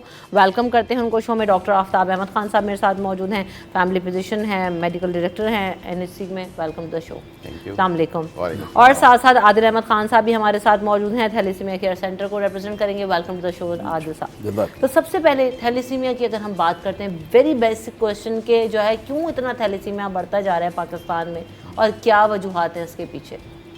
आप सबसे पहले तो मैं आपके चैनल को मुबारकबाद देता हूँ कि आपने इतना अच्छा टॉपिक जो है वो आज इसका इंतखाब किया है, और ये कहते हैं नीड ऑफ द डे। आजकल की पाकिस्तान के हवाले से जितनी तेज़ी के साथ ये बीमारी जो है फैल रही है, जी बिल्कुल, और हालांकि इसका बचाव भी है, और हम हमारा स्लोगन होता है prevention is better than cure, कि आप एहतियात करें, इलाज से बेहतर है जी। तो जैसे आपने कहा कि थैलेसीमिया होता क्या है, किस तरह से फैलता है, क्या होता है, इसमें सबसे जो बेसिक चीज़ है वो हम ये देखते हैं कि ये इनहेरिटेड बीमारी है, कि जो पेरेंट्स हैं वो अपने बच्चों को देते हैं। हालांकि पेरेंट्स हमेशा अच्छी चीज़ अपने बच्चों को देते हैं, कि वो वाहिद चीज़ है जो एक बुरी बीमारी है जो पेरेंट्स से बच्चों में आती है, और फिर बच्चा जो है वो उसको कैरी करता है। और वो पेरेंट्स जिनको थैलेसीमिया पहले से माइनर होता है, अगर 2 माइनर हम हस्बैंड एंड वाइफ को मिला देते हैं तो एक मेजर बच्चा पैदा होने के चांसेस बढ़ जाते हैं। सही। तो इससे पहले सबसे पहले हमारे पास अगर हम ये बात करें कि जो हमारी जो लेजिस्लेशन इसकी हुई है कि हर निकाहनामे में ये बात शामिल की जाए कि बच्चे, एक माँ जो होने वाले मियाँ बीवी हैं उनका ब्लड टेस्ट कराया जाए पहले। तो इनमें कोई माइनर तो नहीं है, अगर खुदा ना खास्ता 2 माइनर मिल रहे हैं तो उसको वहीं डिस्करेज किया जाए। सही। लेकिन हमारे यहाँ क्योंकि टैबोज़ हैं, अगर आप किसी रिश्ता लेके जाते हैं, अगर लड़की वाले लड़के वालों से कहते हैं या लड़के वाले लड़की वालों से कहते हैं कि जी ब्लड टेस्ट करा लें, तो वहाँ समझ लें आप ब्रेकअप हो गया, आप ख़त्म हो गया। आप हमसे कह रहे हैं आप ब्लड टेस्ट करा लें, तो ये एक बड़ा टैबो है। हालांकि सिंध गवर्नमेंट ने बाकायदा इसकी लॉ पास किया हुआ है, लेकिन फिर इम्प्लीमेंटेशन नहीं होती है। पता है लॉ तो बने होते हैं, इम्प्लीमेंटेशन नहीं होती। अगर हम ये डिस्करेज कर दें कि मैरिज होने से पहले ही हम ऐसे 2 लोगों को ना मिलने दें, तो जो आने वाली नस्ल है वो बच सकती है। और खुदा ना खास्ता अगर वो शादी कर भी लेते हैं और होने वाला जो बच्चा अगर माँ अपने वॉम में रख लेती है, तो उसका भी तरीक़ेकार है कि आप उसको भी जो है वो डिटेक्ट करके और उस बच्चे को वहीं पे जो है हम इस बीमारी से रोक सकते हैं। अच्छा। उसके भी तरीक़ेकार होता है, 2-3 उसके तरीक़ेकार होते हैं कि अगर आप 11th वीक में बच्चा है तो हम जो 2 बच्चेदानी होती है उसका एक पीस लेके हम टेस्ट करते हैं, अगर खुदा न खास्ता उसमें ये पाया जाता है तो हम बच्चे को वहीं ज़ाया कर सकते हैं। दूसरा, अगर दूसरे स्टेज पे 16 वीक पे बच्चा चला जाता है तो बच्चे के इर्द-गिर्द अल्लाह ताला ने एक प्रोटेक्टिव लेयर रखी होती है जिसको हम इम्यूनिटी फ्लूइड कहते हैं। उसका सैंपल लेने के बाद भी अगर हम टेस्ट करते हैं और अगर ये पॉजिटिव हो जाता है तो तब भी आप बच्चे को जो है वो ज़ाया करके दोनों को बचा सकते हैं। तो ये तो इसकी है प्रिवेंशन। एक इंटर मैरिजेज़ जो कज़न मैरिजेज़ है उसको हम डिस्करेज करना चाहिए।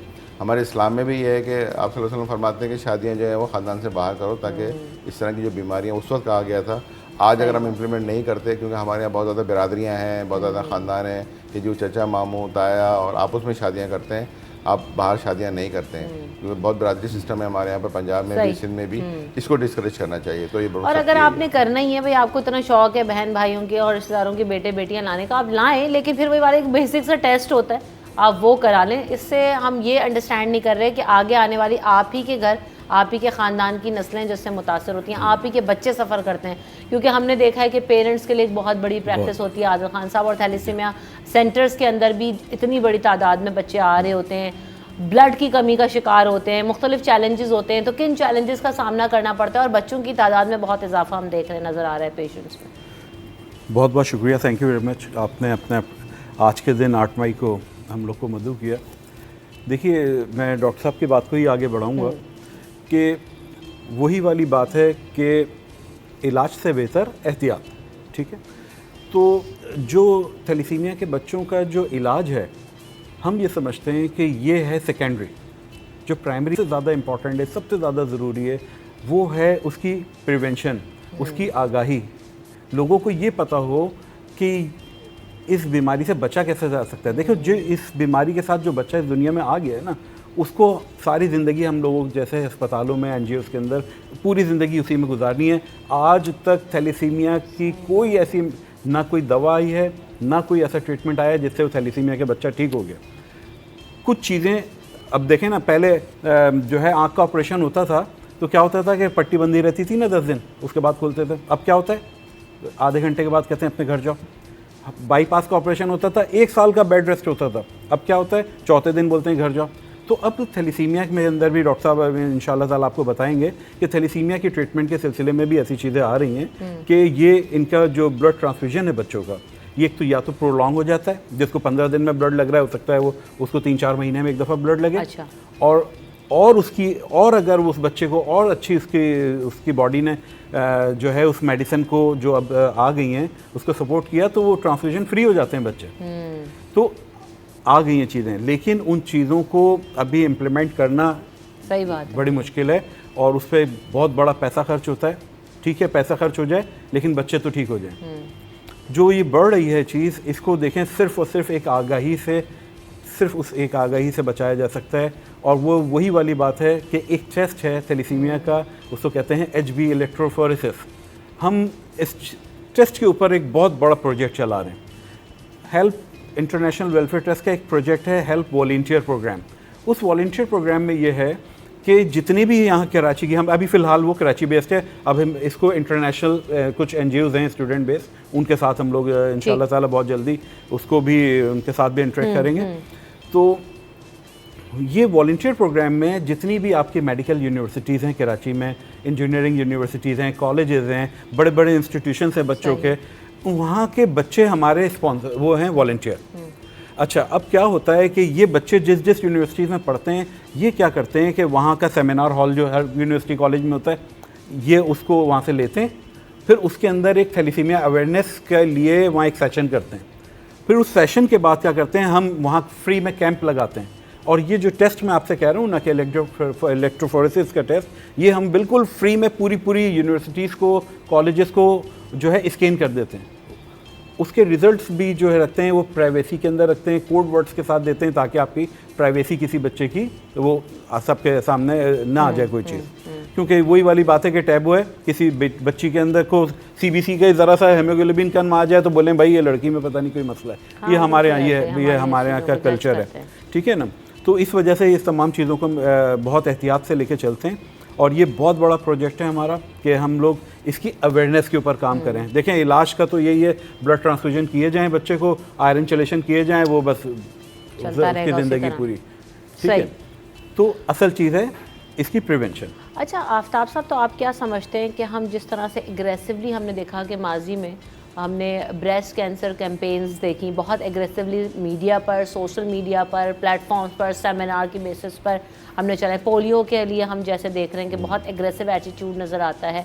थैलेसीमिया के लिए हुकूमत और जो इदारे हैं उनका क्या, मैंने सेमिनार्स देखे हैं और मुनक्किद भी किए जाते हैं, लेकिन मुझे ऐसा लगता है, ये मेरी नाकिस नॉलेज के मुताबिक, इतना एग्रेसिव रोल नहीं है हमारे यहाँ। तो व्हाट डू यू से, आप इससे एग्री करते हैं? जी बिल्कुल, मैं इससे एग्री करता हूँ। देखिए ये बीमारी जो है ना, ये ज़्यादातर साउथ ईस्ट एशिया में है, अफ्रीकन अमेरिकन में है और मेडिटेरियन जो रीजन है इसके अंदर है। अच्छा, दूसरा मसला ये कि ये ऐसी कोई बीमारी नहीं है कि आप मुझे छुएँ या मैं इसको छूँ तो इससे हो जाती है, ठीक है ना। ये कोई वायरल डिजीज़ नहीं है कि मैं वायरस में छींकूँ खांसूँ तो आपको हो जाए, किसी को भी हो जाए। ये एक ऐसी बीमारी है जो जेनेटिकली आती है, ठीक है ना। तो इसमें जो अवेयरनेस है तो वो कम है। दूसरा, जो गवर्नमेंट इदारे हैं, जो बड़े बड़े इदारे हैं, उनका इतना इंटरेस्ट इसमें नज़र नहीं आता, क्योंकि जितनी फॉरेन कंट्रीज़ हैं उन्होंने तो सबको अवेयरनेस करके इस चीज़ को ख़त्म कर दिया अपने वहाँ पर। हम जो थर्ड वर्ल्ड कंट्रीज़ हैं यहाँ अभी तक प्रिवेल करती है। जैसे पोलियो है, पोलियो का तो मसला ये है कि वायरस आपके एनवायरनमेंट में आता है तो आपको पोलियो हो सकता है। उनको ये ख़तरा होता है वेस्टर्न वालों का, कल को हमारा पाकिस्तानी या अफगानी को वहाँ चला गया और वहाँ जाके उसने वायरस खेल दिया तो उनको भी हो सकता है। तो इस खौफ की वजह से वो हमें यहाँ पर इतनी ज़्यादा फंडिंग करते हैं।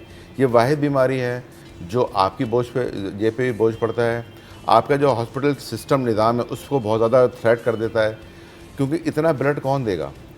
अब जैसे ये हेल्प जो है तकरीबन 350 बच्चों को कैटर करते हैं ये। अब आप अंदाज़ा करें, अगर हर हफ्ते बच्चे को एक ब्लड लग रहा है तो 350 बोतलें कहाँ से लेकर आएंगे। फिर इनको पूरी कैंपेन चलाना पड़ती है। तो ब्लड लगाना तो इसका हल नहीं है। इसका हल यही है कि एक बड़ी मास कैंपेन, आपने बिल्कुल अच्छी निशानदेही की, एक मास कैंपेन चलनी चाहिए जिस तरह हम पोलियो की करते हैं, एड्स की करते हैं। अभी कोविड-19 आया था उसकी हमने कैंपेन चलाई, लेकिन इस पर कोई कैंपेन नहीं है। हमारे जैसे EPI प्रोग्राम में आपको पता है 5 साल से कम बच्चों को सबको वैक्सीनेट हम करते हैं। अवेयरनेस चलती है ना। थैलेसीमिया पे आपको कहीं अवेयरनेस नज़र नहीं आती, ना हमारा सोशल मीडिया। माजरत का आपने तो अच्छा एक प्रोग्राम किया है और भी लोग कर रहे होंगे, लेकिन गवर्नमेंट लेवल पे इसकी कोई सपोर्ट नज़र नहीं आती। तो जो इस तरह की जो NGOs काम कर रही हैं उनको हम सपोर्ट करें। इसकी जो एक बीमारी की एक दवा अभी तक ईजाद हुई है जिसको हम मरीजों पर भी ट्रायल कर रहे हैं, उसको काफ़ी कॉस्ट आती है। तो गवर्नमेंट को चाहिए कि उसको सपोर्ट करें, ऐसे इदारों को जो इस पर काम कर रहे हैं, ताकि ये कम से कम जितनी जल्दी हो सके span of time of blood transfusion बढ़ जाता है। पहले अगर 1 बोतल लग रही है तो उसको टाइम बढ़ गया 1 महीने बाद, फिर 1 साल के बाद, 6 महीने बाद, 3 महीने बाद, इस तरह बढ़ा दे। तो आपका देखें ब्लड की कितनी कमी जो है जो मुल्क के अंदर है वो ख़त्म हो सकती है। सही बात है। लेकिन ये बीमारी ख़त्म नहीं होगी, बीमारी अपनी जगह रहेगी। उसको ख़त्म करने के लिए आपको वही आगाही वाली बात जो हमने की थी आपसे, कि आप एक लेजिस्लेशन पास कराएँ, बाकायदा इसमें बिल हो। वो जो निकाह नामा जो काजी साहब निकाह पढ़ाते हैं, बगैर अगर वो देखे साइन कर दें तो उनको जेल होनी चाहिए कि आपने बगैर, जब ये पास हुआ है कानून, तो आपने कैसे मियाँ बीवी की शादी करा दी जिनको थैलेसीमिया था। तो ये उनको जब 2-3 लोग लटकेंगे तब ये निज़ाम सही होगा, ऐसे निज़ाम सही नहीं हो सकता ये। आप तो क्या हमारे वही वाली बात है ना कि हम जिस माशरे में रह रहे हैं वहाँ तो मोबाइल छीनने वाला, वहाँ चोरी करने वाला वो नहीं लटक रहा, तो इनको कौन पूछेगा। तो मसला तो हमारे यहाँ ये है कि हम तो एक मॉडर्न सोसाइटी के ख्वाब देख रहे हैं, लेकिन उसके लिए हम अनफॉर्चुनेटली करते कुछ नहीं है। तो जैसे चल रहा है वो चल रहा है। अच्छा, ये एक बड़ा चैलेंज है जो आदिल साहब ने इशारा किया कि 350 बच्चों को अगर ब्लड या आपने केटर किया हुआ है तो किस तरह से इसकी कलेक्शन होती है, क्या होती है। रमज़ान में तो मैं बहुत चर्चा देखती हूँ जी, थैलेसीमिया पेशेंट्स को सपोर्ट करें, खून ने सब में जज्बा भी बहुत होता है, लेकिन rest of the year how do you manage कि उसको किस तरह से वो किया जाता है? क्या आप पर्टिकुलर डोनर्स रखे हुए हैं, ख़रीदना पड़ता है, किस तरह से आप लोग उसको मैनेज करते हैं? फिर देखें, ये जो ब्लड डोनेशन है ना, ये हमारे माशरे में इसकी भी इतनी अवेयरनेस नहीं है। बिल्कुल यही वाली बात है। जब तक हमारा घर का आदमी हॉस्पिटल में बेड पे नहीं जाता है ना, उस वक्त तक हमें नहीं पता होता कि ये ब्लड डोनेशन क्या होता है। वो दूसरे को कोई कमी है वो कहते हैं जाएं वो भुगतें उसको जो तक। तो हमें सिखाया ही नहीं गया, बचपन से बताया ही नहीं गया कि जो है ये ब्लड डोनेशन क्या चीज़ है। हाँ, जब हम जाके, अच्छा ये एक किसी बूढ़े या ज़्यादा उम्र के मेरे जैसे आदमी से आप कहें तो मैं बोलूँगा यार मैं कमज़ोर आदमी हूँ, बूढ़ा आदमी हूँ, मैं क्या दूँ, क्या करूँगा। जब यूनिवर्सिटीज़ कॉलेजेस में आप ब्लड डोनेशन कैंप करती हैं ना, जहाँ पे आपके सेमिनार में 200 बच्चे बैठे हुए हैं, तो 20 बैग भी जमा नहीं होते हैं। अब बताइए, हम देखिए ये प्रोडक्ट ऐसी है ना आपको किसी स्टोर से मिलेगी ना मेडिकल स्टोर से मिलेगी।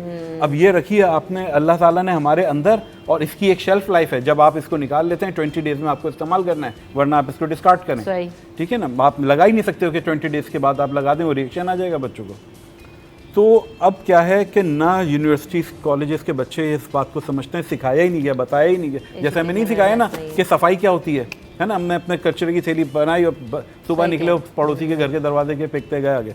इसी तरह से हमें ब्लड डोनेशन के बारे में नहीं सिखाया। इस पर काम हो रहा है। देखें, मैं और डॉक्टर साहब जिस ज़माने में यूनिवर्सिटी कॉलेजेस में पढ़ते थे, हम डॉक्टर साहब बताएंगे ज़रूर इस बात को कि जो है हमारे पास कभी हमारी यूनिवर्सिटी में, कॉलेज में कोई ऐसा इदारा नहीं आया जिसने हमें बताया हो कि आपने हेपेटाइटिस बी, सी, HIV क्या होता है, ये जो है ये थैलेसीमिया क्या होता है, कभी कोई नहीं हुआ। हमेशा क्या होता था, वही 14 अगस्त को सारे गाना बजाना करते थे, और वही सारे जो है ना टोपियां पहन के बैठ जाते थे हम लोग 12 रबीउल अव्वल को। बस ये 2 इवेंट होते थे हमारे यूनिवर्सिटी कॉलेजेस के, इसके अलावा कुछ नथिंग। सही है, इसके अलावा सिखाया ही नहीं गया, हमें बताया ही नहीं गया ना, तो हमें क्या पता होगा। अब हम देखें मीडिया के साथ मिलके, और ये अवेयरनेस अब हम दे रहे हैं, इन बच्चों को दे रहे हैं कि देखें एक ब्लड जो है वो 3 जानें बचाता है, बेशक। और ये इस प्रोडक्ट की अहमियत, और इसको देने से आप कोई कमज़ोर नहीं होता, कुछ नहीं होता इंसान के, जबकि और बेहतर कि क्या बेहतरी आती है फिजिकली जो ना इंसान के अंदर। मैं चाहती तो हूँ उस पर मज़ीद भी बात करना, लेकिन बात वही, वक्त क्योंकि ख़त्म हो गया और मुझे आगे भी बढ़ना है, लेकिन बात वही है कि हमारे अवेयरनेस की कमी है हमारे यहाँ। जब तक लोगों को पता ही नहीं होगा वो आगे नहीं आएंगे। आदिल साहब ने बात की, बिल्कुल बजा की, कि हमारे यहाँ ना इंस्टीट्यूट्स में ये चीज़ सिखाई जा रही है। तालीमी इदारों का एक बहुत आम रोल होता है ज़िंदगी के अंदर, लेकिन हम उन तालीमी इदारों को सिर्फ जो है ना वो कॉपी पेस्ट की हद तक महदूद रखा हुआ है, रट्टे तक के हद तक महदूद रखा हुआ है, डिग्री के लेने तक महदूद रखा हुआ है। तो जो तरबियत वाला फैक्टर है वो बहुत ज़्यादा मिसिंग है, हमें नज़र आ रहा है। हुकूमती सतह पर भी बहुत सारी चीज़ें जो कि की जा सकती हैं नहीं होती हैं, जिसकी वजह से सोसाइटी में चीज़ें पेनिट्रेट करती जा रही हैं। लेकिन आप लोग अच्छा काम करें, जारी रखिए, कभी हमारी ज़रूरत हो ज़रूर याद रखिएगा, करिएगा। Thank you so much for coming. Very quickly sir, very quickly मैं थोड़ा सा एक मैसेज आपके ज़रूर दे दूं कि पता किस तरह चला कि बच्चा हमारा थैलेसीमिया का शिकार है। देखिए, ये जो 6 महीने से 2 साल तक के जो बच्चे होते हैं, अगर उनमें ये देखा जाए कि वो लिथार्जिक हैं, बहुत ज़्यादा उसकी पेल हो रही है, स्किन उनकी खा पी नहीं रहे, नॉर्मल 2 साल का बच्चा या 6 महीने के बच्चे की जो अपब्रिंगिंग, जो ग्रोथ होती है वो नहीं हो रही है, और बच्चा जो है बहुत ज़्यादा हर वक्त सुस्त रहता है, कोई ऐसी एक्टिविटी नहीं है, और उसका जो है वो उसको डार्क यूरिन आना शुरू हो गया है, तो फ़ौरन वालिदैन को जो है वो कॉन्शियस होना चाहिए, वो किसी अपने करीबी डॉक्टर को जाएं और उसका इलाज कराएं। इससे बजाय कि वो देर हो जाए और आप उसके बाद जाएं तो आप फिर बच्चे को ज़ाया कर सकते हैं, तो खुदा ना खास्ता उसकी ज़िंदगी जो है ख़तरा हो सकता है। उससे पहले आप पहुँचें, और ये अवेयरनेस में चाह रहा था कि आपकी ज़रूर, बहुत अच्छी बात है और ये बहुत इंपॉर्टेंट है। Thank you so much Adil साहब, आपने इतनी अच्छी गुफ्तगू। आफ्ताब साहब आपका भी शुक्रिया, आदिल साहब आपका भी शुक्रिया। हम यहाँ पे वक्फे की तरफ बढ़ेंगे, वक्फे के बाद हाजिर होंगे।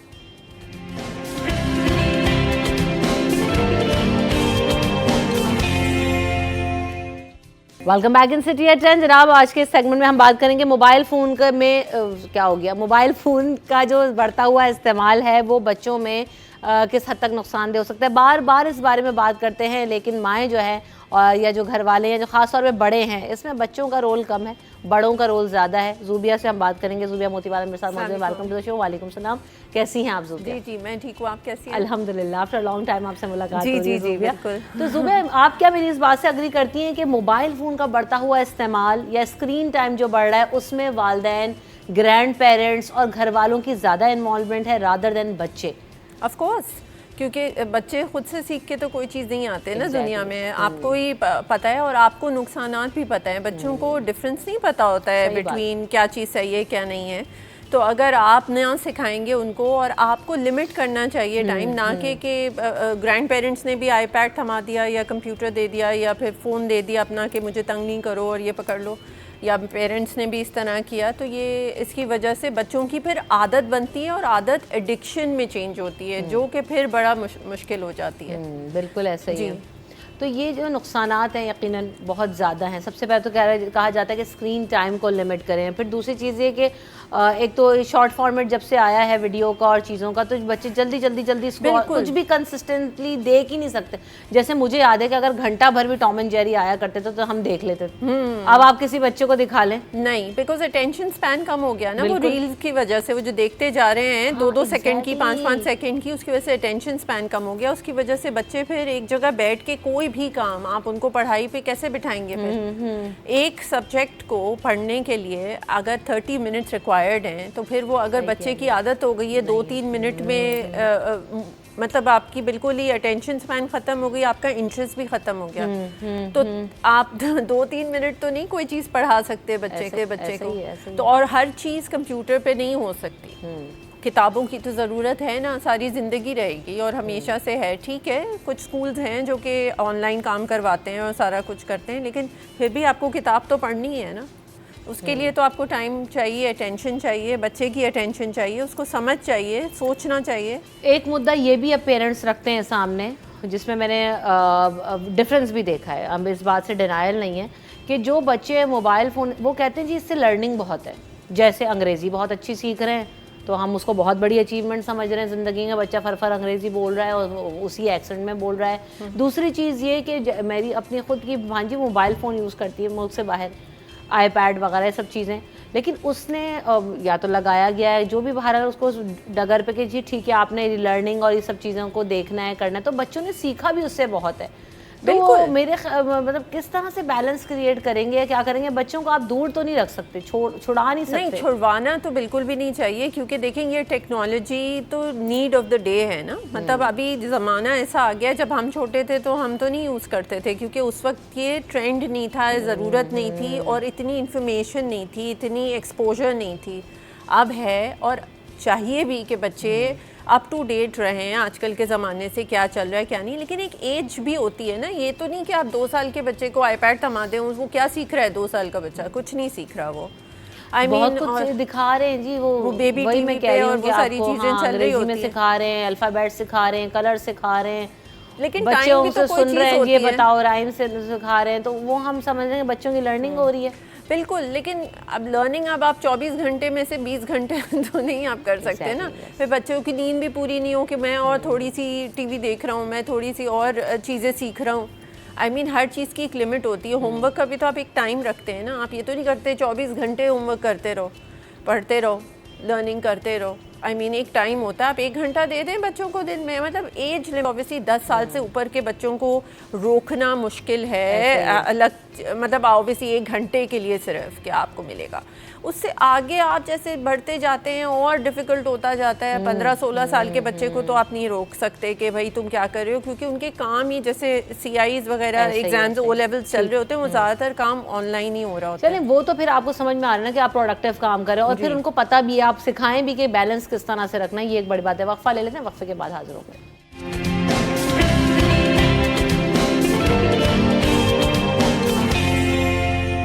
Welcome back in city at 10। तो जनाब हम बात कर रहे हैं कि बच्चों को मोबाइल का बढ़ता हुआ रुझान, कमी कैसे लाएं इसमें। ज़ुबिया, देखें टाइम लिमिट और जिस तरह आपको शेड्यूल करना है दिन, वो आपकी ज़िम्मेदारी है as an adult, as a mother, as a father, as a जो भी घर में लोग रहते हैं, ग्रैंड पेरेंट्स, आपकी ज़िम्मेदारी है कि बच्चे को स्क्रीन टाइम, आप मुझे बताएं 2 साल की उम्र से अगर आप एक बच्चे को 6 से 8 घंटे टीवी देखने दे रहे हैं ये सोच के कि उसका एक्सेंट डेवलप हो जाएगा, तो उसकी आँखों का क्या होगा?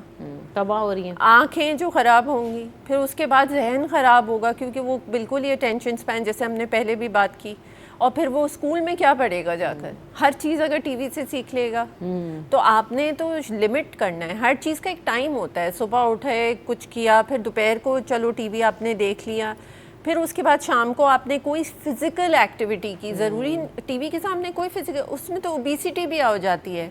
अगर आप देखें कि ये एडिक्शन जो हो जाता है टीवी को, और टीवी के सामने खाना is a disorder. There is a psychological disorder connected with this, कि अगर आप जो हैं वो टीवी के सामने बैठ के खाते हैं और तो आपको पता ही नहीं चलता बच्चे को भी कि उसका पेट भर गया है कि नहीं, ना उसको पता चलता है कि मैं, बड़ों में भी यही हाल है, हम सब भी टीवी के सामने बैठ के खाने के आदि, लाउंज में, डाइनिंग हॉल में। नहीं होना चाहिए, इसीलिए तो डाइनिंग रूम और टीवी रूम 2 अलग कमरे हैं। ऐसे ही है। आप टीवी रूम में खाना क्यों खाते हैं? ये होना भी नहीं चाहिए, क्योंकि उससे दूसरे डिसऑर्डर, फिर आपकी ओबेसिटी बढ़ती है बच्चों के अंदर, फिर उससे आगे भी बात कर लें तो डायबिटीज़ भी इसी वजह से बच्चों में शुरू हो जाती है, टाइप 2 डायबिटीज़। लेकिन ये चीज़ सोचना कि सिर्फ एक्सेंट डेवलप हो जाएगा और मेरे बच्चे 4 कलर बता देंगे और आइज़, नोज़ एंड माउथ बता देंगे, जैसे ये कंपटीशन जो आपस में रिश्तेदारों में होता है कि फ़लाने के बच्चे ने ये बता दिया, ढिमाके के बच्चे ने ये बोल रहा है, मेरा बच्चा तो कुछ नहीं बता रहा, ये सारी गलत बातें हैं। और बात ये कि आप इतने छोटे बच्चों को इस कंपटीशन में डाल रहे हैं, 2-2.5 साल के बच्चे जिसने अभी खेल कूद के एक्सप्लोर कर, जिसको अंग्रेज़ तो ये कह रहे जी चप्पल नहीं पहनाओ जी, अंग्रेज़ की ट्रेनिंग ये है कि जी आप चप्पल ना पहनाओ, वो नंगे पाँव एक्सप्लोर करेगा, ज़मीन को बचाना सीखेगा, आप इन चीज़ों से एक्सपोज होगा तो वो नेचुरल की तरफ जा मट्टी में जो है उसको खेलने का एक्सपोजर दिया जाता है, बाहर वेदर से एक्सपोज करते हैं। तो हमारी ये चीज़ें बिल्कुल जो है ना वो हमने डिफरेंट कर दी हैं, हम रिवर्स हो गए हैं जहाँ पे हम ये चीज़ें पहले किया करते थे। लेकिन बात वही है, बहरहाल स्क्रीन टाइम को कम करें, बच्चों को लिमिट, आप ये नहीं करें कि ना दें, लेकिन लिमिट में करें। और जैसे अभी ज़ोबिया ने भी बताया कि देखें डिस्ट्रक्शन हो रही है, हमें ज़ुबैर ने मिसाल दी ना, आँख ख़राब होने का तो पता चल रहा है कि जी मोबाइल देखने से आई साइट वीक हो गई, लेकिन जो दिमाग पे उसका असर हो रहा है वो हमें नज़र नहीं आ रहा। जो आपने बताया कि जी डायबिटीज़, कितनी तरह की बीमारियों में बच्चों मुब्तला हो जाते हैं, स्लीप डिसऑर्डर्स हो जाते हैं बच्चों को, तो वो हमें नज़र नहीं आ रहा होता, हम समझ नहीं पा रहे होते, तो वो भी एक बहुत बड़ी डिस्ट्रक्शन है। Thank you so much Zobia for coming in the show, आपने वक्त दिया, आपका बहुत शुक्रिया। प्रोग्राम का वक्त यहाँ पर ख़त्म हो गया, टीम को दीजिए इजाज़त, अपना ख्याल रखिएगा, लेने के बाद।